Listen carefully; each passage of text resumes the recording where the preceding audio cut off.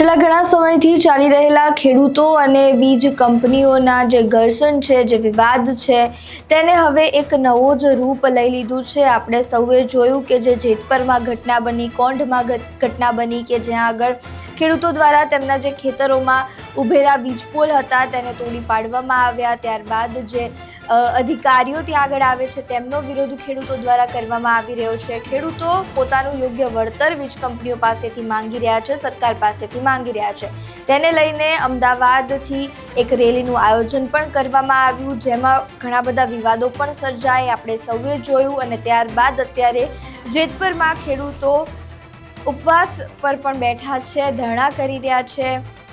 ઘણા બધા દ્રશ્યો અત્યારે ખેડૂતો જે આ પ્રકારનો ઉપવાસ કરી રહ્યા છે તેના સામે આવી રહ્યા છે। ત્યારે હવે પાલભાઈ આંબલિયાએ કચ્છના વ્રજવાણીથી લઈને દ્વારકા સુધી પદયાત્રાનું આયોજન કર્યું છે। ખેડૂતોના હિત માટે, ખેડૂતોના માટે તેમને જે વળતર જોઈએ છે, તેમના હક લેવા માટે તેમને આ પદયાત્રાનું આયોજન કર્યું છે। કિસાન અધિકાર પદયાત્રા તેનું નામ આપવામાં આવ્યું છે। આ સમગ્ર ઘટનાના જે દ્રશ્યો છે તે સામે આવ્યા છે। પાલભાઈની પ્રતિક્રિયા પણ સામે આવી છે, તેઓ શું કહી રહ્યા છે તે સાંભળો। જ્યાં નજર પડે ત્યાં સુધી રણ ને રણ જ છે।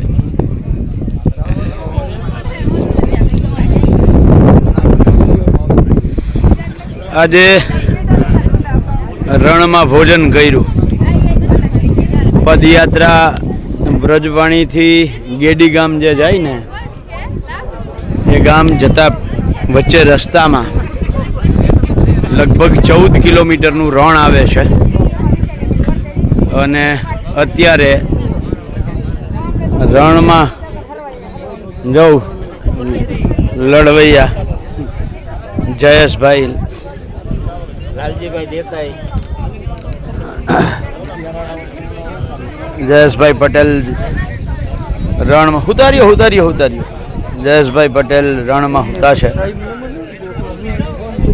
લાલજીભાઈ અને જયેશભાઈ બે જણા ધજાજીનો આશરો લઈ બાપુ અડધી નિંદ્રામાં જાગે છે અને હુતા છે। કંઈક આંખું ખોલે છે ને કંઈક બંધ કરે છે। હવે હસવું આવ્યું સત્યમભાઈ ને રઘુભાઈ ને મહેશભાઈ ને કાનો અરુણ ને। પણ આજે સૌથી વધારે પદયાત્રાઓ તો ઘણી કરી। આ પદયાત્રામાં સૌથી પહેલો અનુભવ જે રણમાં 14 કિલોમીટર, 14માંથી લગભગ અમે 8 કિલોમીટર હાલ્યા છીએ।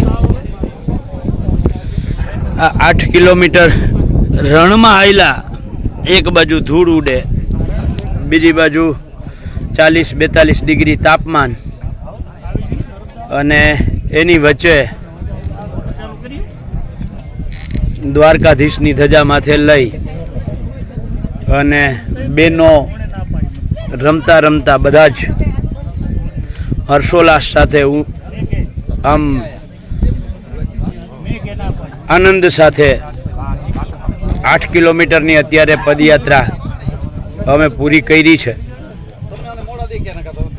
હજી 6 કિલોમીટર પછી પહેલું ગામ આવશે ગેડી, અને ગેડી પછી પાછું 7 કિલોમીટર હાલીને એટલે સાંજ સુધીના વિરામમાં હજી અમારે 13 કિલોમીટર આજે ચાલવાનું છે।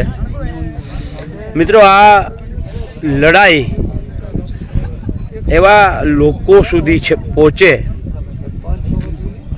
કે જે સત્તામાં બેઠા છે, સરકારમાં બેઠા છે, જેઓ અત્યારે એસી ગાડીમાં ઓફિસે આવે, એસી આખી ઓફિસ એસી, અને ત્યાંથી પાછા ઘરે જાય તો ઘર પણ એસી। એની વચ્ચે મારો ખેડૂત સવારના 9 વાગ્યાથી લઈ અને સાંજના 5 વાગ્યા સુધી લૂ ખાતો હોય, ધૂળ ખાતો હોય, અને એ અનાજ જે પકવે એનું માથાનો પરસેવો છે ને પગની પેનીએ ઉતરે છે, એ નખશીખ પરસેવાથી તરબોળ થતો હોય, અને એ ખેડૂતના ખેતરમાં થાંભલાઓ આવે, એ ખેડૂતની ખેતર જમીનમાં આપણી આડી અવળી થઈ જાય, એ ખેડૂત જ્યારે આમ વરસાદ થાય અને હરખાતા બિયારણ લઈ આવી અને વાવે અને પછી અઠવાડિયું રાહ જોયા પછી એમાં જર્મિનેશન ના આવે, ઉગે નહીં, ત્યારે એ જ્યારે ફરિયાદ કરે ત્યારે એમ કહે કે કંપનીવાળા કે તમે વધારે પાણી પાઈ દીધું હશે, કે વાતાવરણ અનુકૂળ નહીં આવ્યું હોય અને એ ખેડૂતનું જે બિયારણ ફેલ થાય. એટલે આ બધું જ અને તેમ છતાંય એસી ઓફિસોમાં જે બેઠેલા લોકો છે એને ખેડૂતની વેદના અને પીડા નથી સમજાતી. એ લોકો ખેડૂતોની તમામ નીતિઓ નક્કી કરે છે. ત્યારે જ્યારે અમે ટ્રેક્ટર યાત્રા કરી ત્યારે ખૂબ બધું કેટલાય લોકોએ માછલા ધોયા અને એવા લોકોએ માછલા ધોયા છે. મેં હમણાં એમની પ્રેસ કોન્ફરન્સ પણ જોઈ. એમના એક આગેવાનને કલેક્ટર ઓફિસ કે મામલતદાર ઓફિસ કે ક્યાંક ચર્ચા કરતા, અધિકારીઓ સામે ચર્ચા કરતાય જોયો. આ બધું ditto to ditto copy paste, સંપૂર્ણ કોપી પેસ્ટ. છેલ્લા 6 મહિનામાંથી જે વસ્તુ અમે કહી છે આ જ વસ્તુ કોપી પેસ્ટ કરવામાં આવે. પોતાને અભ્યાસે નથી કરવો, એસી ઓફિસમાંથી બહારે નથી નીકળવું અને આ ટ્રેક્ટર યાત્રાની જે રીતે આવી અને ડિસ્ટર્બ કર્યું છે એવા કોપી પેસ્ટિયા આખી પાર્ટીને પણ એક સંદેશો જાય કે ખેડૂતો માટે લડવું હોય તો જમીન ઉપર ઉતરવું પડે, ખેડૂતોની હારે પરસેવો પાડવો પડે, ખેડૂતોની હારે પગપાળા ચાલવું પડે. તમારા નેતા તકલીફમાં આવે અને તમે તરત પદયાત્રા કરી નાખો છો તો ખેડૂતો માટે કેમ નહીં? માત્ર મહાપંચાયતો જ કેમ? પણ એ બધું મૂકો, આપણે એમાં નથી પડવું. મિત્રો, હું જેતપર ખેડૂત આંદોલનને મેં જ્યારે મીડિયામાં મોકો મળ્યો ત્યારેય કહ્યું છે કે અમારો સંપૂર્ણ સાથ, સહકાર અને સમર્થન છે. અમે ટેકો આપીએ છીએ, અમે ટેકો જાહેર કરીએ છીએ અને અમારી મર્યાદા એ છે કે ત્યાં એ લોકોએ જે કહ્યું છે કે કોઈ રાજકીય પક્ષ આમાં ન આવે, એટલે અમે બધા જ રાજકીય હોદ્દેદારો છીએ અને રાજકીય હોદ્દેદારો હોવાના નાતે અમે એવા હરખ પદુડા નથી કે કોઈ લોકો આમંત્રિત ન કરે તો ત્યાં સામેથી દોડીને જઈએ. અમુક લોકોને ટેવ છે એને મુબારક.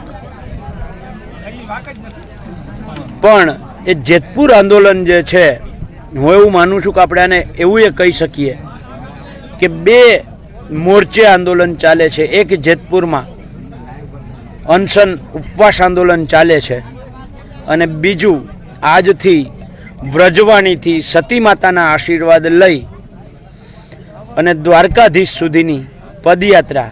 આ બંને મોરચે લડાઈ છે એ ખેડૂતની લડાઈ છે. કોણ કરે છે, કેવી રીતે કરે છે, એમાં ક્યાંય પડ્યા વગર ખેડૂતના હક અધિકારની લડાઈ છે. અને ખેડૂતની હક અધિકારમાં તમને જ્યાં નજીક પડતું હોય, જેતપર નજીક પડતું હોય તો જેતપર પહોંચો. આ યાત્રા જ્યારે તમારા ગામની આસપાસ, તમારા તાલુકાની આસપાસ, તમારા જિલ્લાની આસપાસ જ્યારે આવે ત્યારે ત્યાં પણ પહોંચો. પણ આપ સૌને, આખા ગુજરાતના જે 15 તારીખે ઘટના બન્યા પછી તમે જે લોકોએ, હજારો લોકોએ જે મને કહ્યું હતું પાલભાઈ અમે તમારી સાથે છીએ, લડાઈ કરવા માટે મેદાનમાં આવો, અમે તમારી સાથે છીએ, એવા તમામ લોકો પાસેથી હું તમારી 1 કલાક, ઓછામાં ઓછી 1 કલાક આપી શકો તો 1 દિવસ અને વધારે આપી શકો તો આખી યાત્રામાં જેટલું મેક્સિમમ તમે સાથે ચાલી શકો એટલું ચાલવા આવો. આ લડાઈ કોઈ પાલભાઈ એકની, લાલજીભાઈ એકની, મહેશભાઈ રાજકોટિયા એકની, જયેશભાઈ પટેલ એકની કે આખી ટીમમાંથી કોઈ એકની નથી. આ લડાઈ છે એ ગુજરાતના ખેડૂતોના હક અધિકારની લડાઈ છે અને આ લડાઈમાં તમે બધાય સાથ સહકાર આપવા આવો. ધોમધકતા તાપમાં કદાચ ન ચાલી શકો તો સવારના પોરમાં ચાલવા આવો. રૂંઢે 4 વાગ્યા પછી જ્યારે તડકો થોડોક ઢળે પછી ચાલવા આવો. પણ આપ સૌ આખા ગુજરાતના ખેડૂતો ને વિનંતી છે કે જ્યાં તમે સાથ સહકાર સમર્થન આપવા આવી શકતા હો ત્યાં આવો.